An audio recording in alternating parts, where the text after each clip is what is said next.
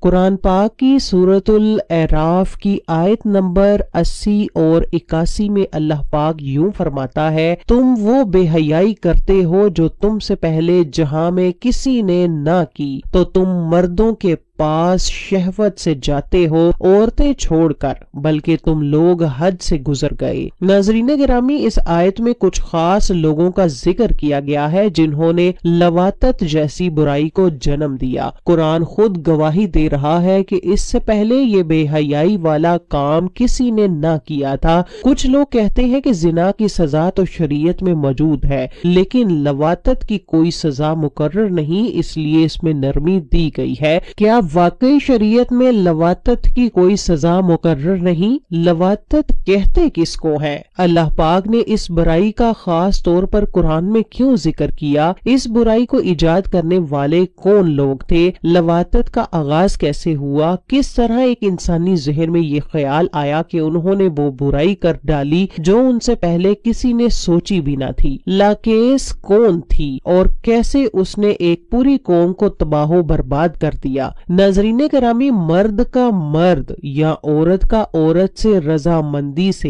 یا زبردستی بدفعلی کرنا لواطت کہلاتا ہے۔ اسی کو ہم جنس پرستی بھی کہتے ہیں۔ آئیے سب سے پہلے یہ جانتے ہیں کہ یہ گناہ کیسے پیدا ہوا۔ مدائن صالح کے علاقے صدوم میں کچھ لوگ آباد تھے جہاں پر آج سی سالٹ موجود ہے۔ یہ ایک انتہائی خوشحال اور سرسبز علاقہ تھا جو ہر قسم کے پھل، سبزیوں، میوہ جات اور طرح طرح کے اناج سے مشہور تھا۔ صدوم کا علاقہ اپنی خوبصورتی میں بھی ایک منفرد مقام رکھتا تھا۔ اس کا نہری نظام اور چشموں کا نظام بہت اچھا تھا۔ اس شہر کی خوبصورتی ہر آنے والے کو اپنی طرف مائل کرتی تھی۔ یہی وجہ تھی کہ ارد گرد کے شہروں کے لوگ اس علاقے میں سیر و تفریح کے لیے آتے تھے۔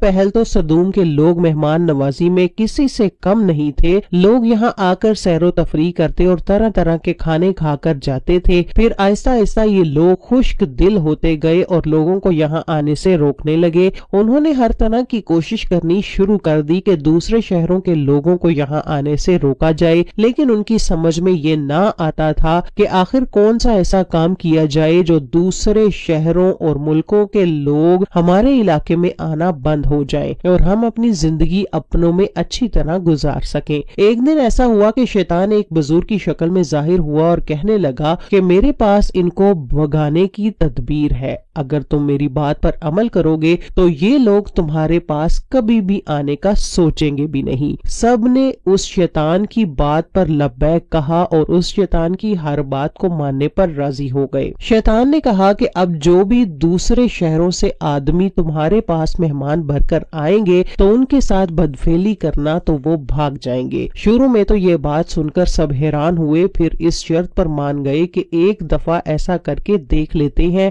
ہو سکتا ہے کہ واقعی لوگ ہمارے علاقے کا رخ کرنا چھوڑ دیں۔ چند دن گزرنے کے بعد شیطان ایک حسین و جمیل لڑکے کی صورت میں مہمان بن کر صدوم کے لوگوں کے پاس آ گیا۔ صدوم کے لوگوں نے اتنا حسین و جمیل لڑکا پہلے کبھی نہ دیکھا تھا۔ اتنا حسین و جمیل لڑکا دیکھ کر صدوم کے شہر کے نامی گرامی اور امیر ترین لوگوں نے اس لڑکے کے ساتھ بدفعلی کی۔ اس دن کے بعد جب بھی کوئی مہمان صدوم کے شہر میں سیر و تفریح کے لیے آتا تو یہ لوگ اس کے ساتھ بدفعلی کرتے تھے۔ اس طرح شیطان نے ان لوگوں کو ایسے برے کام کی طرف لگا دیا۔ پھر صدوم کے لوگوں کو بدفعلی کا چسکا پڑ گیا۔ جب کوئی مہمان آتا تو یہ لوگ اس کے ساتھ ایک ہی وقت میں کافی لوگ بدفعلی کرتے تھے۔ جب کوئی مہمان نہ ہوتا تو یہ لوگ آپس میں ہی ایسا گناہ کرنا شروع کر دیتے۔ شیطان نے ان لوگوں کے درمیان ایسی عادت ڈالی کہ وہ اس بری حرکت سے باز آنے کا نام ہی نہ لیتے تھے۔ جب ان لوگوں نے آپس میں ہی ایک دوسرے کے ساتھ بدفعلیاں کرنا شروع کر دی تھی تو صدوم، گھمورا اور آس پاس کی آبادیوں میں عورت کے ساتھ شادیاں کرنا بالکل ہی بند کر دی تھی۔ ان علاقوں میں مرد ایک دوسرے دوسرے مرد کو محبوبہ بنا کر ان کے ساتھ بدفعلیاں کیا کرتے تھے۔ ان میں کئی محفلیں رکھی جاتی تھیں جن محفلوں میں بے شمار مرد اکٹھے ہوتے تھے جو آپس میں ایک دوسرے کے ساتھ بدفعلی کیا کرتے تھے۔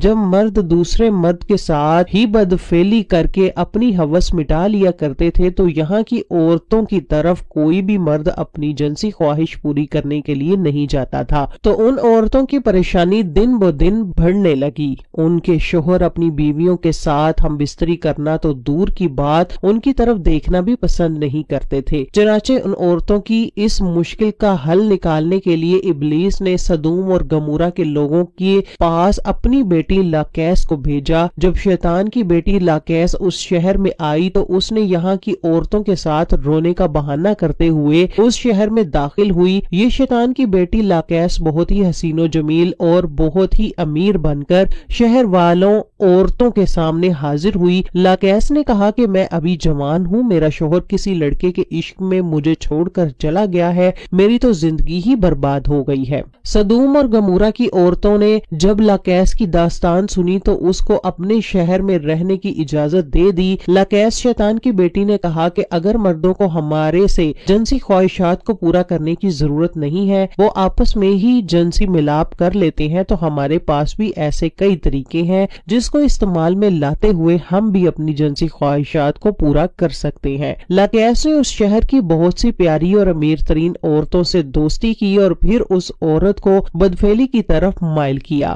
اس کے ساتھ بدفعلی کی۔ اس کے بعد لاکیس شہر کی عورتوں کے پاس گئی جن کے خاوند ان کے ساتھ ہم بستری نہیں کرتے تھے، ان عورتوں کو بدفعلی کے طریقے بتائے۔ اس طرح یہ بدفعلی کا کام بہت ہی عام ہونے لگا۔ یہاں کی رہنے والی عورتوں میں یہ بدفعلی بہت ہی تیزی کے ساتھ پھیلنے لگی۔ اس بدفعلی میں سدوم اور گمورہ کی تمام عورتیں اس بدفعلی کی طرف مائل ہوتی گئیں، جیسے مرد مردوں کے ساتھ بدفعلی کیا کرتے تھے اسی طرح اس قوموں کی عورتیں بھی سرعام ایک دوسرے سے بدفعلیاں کرنے لگیں۔ جب شوہروں نے دوسری عورتوں کے ساتھ بدفعلی کرتے ہوئے اپنی بیویوں کو دیکھا تو انہوں نے اپنی بیویوں اور بیٹیوں کو کچھ نہیں کہا، کیونکہ وہ بھی دوسرے مردوں کے ساتھ بدفعلی کیا کرتے تھے۔ یہ ایک ایسا گناہ تھا جس نے افزائش نسل کو بڑھنے سے روکنے اور قانون کی خلاف ورزی بھی کی تھی۔ جب اس قوم میں یہ بدفعلی تیزی سے پھیلی تو پھر اللہ پاک اپنے پیارے نبی حضرت لوط علیہ السلام کو سدوم کے لوگوں کی طرف مبعوث فرمایا۔ انہوں نے جب یہ بدفعلی اپنی قوم میں دیکھی تو ان کو منع کرنے کے لیے ہر ممکن کوشش کی، پر یہ لوگ بدفعلی کے اتنے عادی ہو چکے تھے کہ اس عادت کو چھوڑنے کے لیے تیار نہ ہوئے۔ قوم لوط سے پہلے ایسی بدفعلی کسی قوم میں نہ پائی جاتی تھی۔ قرآن پاک میں لوط کی قوم کا ذکر 17 بار اس طرح کیا گیا ہے۔ حضرت لوط علیہ السلام نے اپنے لوگوں کو جو تبلیغ کی قرآن میں اسے اس طرح بیان فرمایا گیا ہے، تم کیوں نہیں ڈرتے، میں تو تمہارا امانت دار پیغمبر ہوں، تو اللہ سے ڈرو اور میرا کہنا مانو، اور میں تم سے اس کام کا بدلہ نہیں مانگتا، میرا بدلہ اللہ رب العالمین کے ذمہ ہے۔ کیا تم اہل عالم میں سے لڑکوں پر مائل ہوتے ہو اور تمہارے پروردگار نے جو تمہارے لیے تمہاری بیویاں پیدا کی ہیں ان کو چھوڑ دیتے ہو؟ حقیقت یہ ہے کہ تم حد سے نکل جانے والے ہو۔ جب حضرت لوط علیہ السلام اپنی قوم سے مایوس ہو گئے تو آپ نے اللہ تعالیٰ سے دعا کی، اے میرے مولا، اب ان نافرمان لوگوں کے درمیان میری نصرت فرما۔ جب حضرت لوط علیہ السلام نے اللہ تعالیٰ سے یہ دعا مانگی تو حضرت جبرائیل علیہ السلام اپنے 2 ساتھیوں کے ہمراہ اللہ تعالیٰ کے حکم سے حضرت ابراہیم سے ملے، پھر حضرت لوط علیہ السلام کے علاقے میں سدوم آ گئے۔ حضرت لوط بستی کے کنارے گئے، ان انسانی شکلوں والے فرشتوں سے ملے اور ان کو بستی والوں سے بچا کر اپنے گھر میں لے آئے۔ کچھ روایات میں ہے کہ یہ انسانی شکل کے فرشتے حضرت جبرائیل، حضرت میکائیل اور حضرت اسرافیل تھے۔ یہ فرشتے حسین و جمیل لڑکوں کی شکل میں آئے ہوئے تھے۔ حضرت لوط علیہ السلام کی بیوی بستی والوں کا ساتھ دیتی تھی۔ اس نے یہ بات لوگوں میں پھیلا دی کہ ہمارے گھر میں 3 حسین و جمیل لڑکے تشریف لائے ہیں اور میرے خاوند ان کے بارے میں کسی کو نہیں بتلا رہے۔ لوگوں والوں کا یہ سننا ہی تھا کہ لوگ جمع ہو کر آپ کے گھر آ گئے۔ قرآن پاک میں اللہ تعالیٰ کا فرمان ہے، جب بستی کے لوگ بھاگتے ہوئے فرشتوں کے پاس گئے تو یہ لوگ تو پہلے ہی لڑکوں کے ساتھ بدفعلی کرتے تھے۔ جب بستی والے پاس آئے تو حضرت لوط علیہ السلام نے فرمایا، اے بستی والو، یہ میری بیٹیاں ہیں جو کہ تمہارے لیے جائز اور پاک ہیں، تم خدا کا خوف کھاؤ اور مجھے میرے مہمانوں سے دور نہ کرو، آپ لوگوں میں کوئی شائستہ بندہ نہیں ہے۔ حضرت لوط کے یہ الفاظ سن کر بستی کے لوگ بولے، تم جانتے ہو کہ ہم لوگوں کو تمہاری لڑکیوں سے کوئی سروکار نہیں ہے، ہماری اصل خواہش کے بارے میں تم خوب علم رکھتے ہو۔ لوط کی قوم کا یہ بہودہ جواب سے ہم اندازہ لگا سکتے ہیں کہ وہ لڑکوں کے بدفعلی میں کس حد تک گر چکے تھے۔ جب قوم لوط حضرت لوط علیہ السلام کے گھر کی طرف آئی تو فرشتوں نے حضرت لوط علیہ السلام کو ہمت ہارتے ہوئے دیکھا تو فرمایا، اے اللہ کے پیغمبر، ہم انسان نہیں ہیں، ہم تو اللہ تعالیٰ کے حکم سے بھیجے گئے فرشتے ہیں۔ اسی رات آپ علیہ السلام خود اور اپنے جانثاروں کو لے کر اس علاقے سے چلے گئے، ہم اللہ تعالیٰ کے حکم سے اس بستی کو تباہ و برباد کر دیں گے۔ جب لوط علیہ السلام نے فرشتوں کی زبانی اللہ تعالیٰ کے حکم کے مطابق اس بستی کو تباہ و برباد کرنے کا سننا تو وہ اپنے خاندان کو لے کر چل پڑے۔ پھر اللہ تعالیٰ کے حکم کی تعمیل کرتے ہوئے حضرت جبرائیل علیہ السلام نے ساری بستی کو اٹھا کر آسمان پر لائے۔ جب حضرت جبرائیل نے بستی کو اپنے ہاتھوں پر اٹھایا تو بستی والے چیخے مارنے لگے۔ پھر حضرت جبرائیل نے اس بستی کو زمین پر مار کر ریزہ ریزہ کر دیا۔ تو اس کے بعد ان لوگوں پر پتھروں کی انتہا کر دی گئی۔ روایت میں ہے کہ ہر پتھر پر ایک آدمی کا نام لکھا ہوا تھا، وہ پتھر اسی شخص کو آ کر لگتا تھا جس شخص کا نام اس پر لکھا ہوتا تھا، چاہے وہ شخص جہاں بھی موجود تھا۔ اندازہ کیجیے دوستو کہ اللہ پاک نے سدوم کی سبز بستی کو بدبودار اور کالی جھیل میں بدل کر رکھ دیا تھا، جس کے پانی سے کبھی بھی کسی کو فائدہ نہیں ہو سکتا۔ اب یہ بستی بحیرۃ المردار کے نام سے جانی جاتی ہے۔ اس بستی کے ارد گرد کے علاقے بنجر اور ریتلے پڑے ہوئے ہیں۔ قرآن پاک میں اللہ تعالیٰ نے اس بستی کا ذکر اس طرح کیا ہے کہ ہم نے اس بستی کو رہتی دنیا تک عبرت کا نشان بنا دیا ہے، ان کے لیے جو سمجھداری رکھتے ہیں۔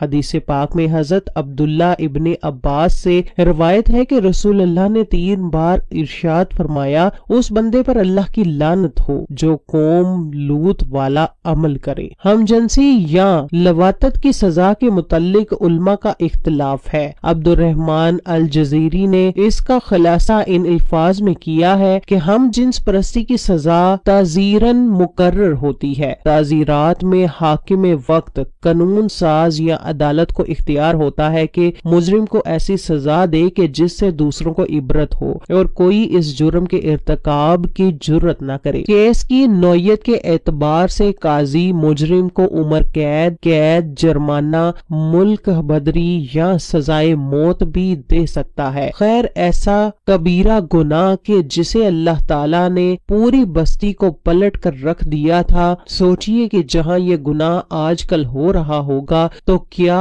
ان گھروں میں اللہ کا عذاب نازل نہیں ہوگا؟ اللہ کریم ہمیں اس گناہ کبیرہ سے اپنی پناہ میں رکھے اور تمام شیطانی وسوسوں سے ہماری حفاظت فرمائے۔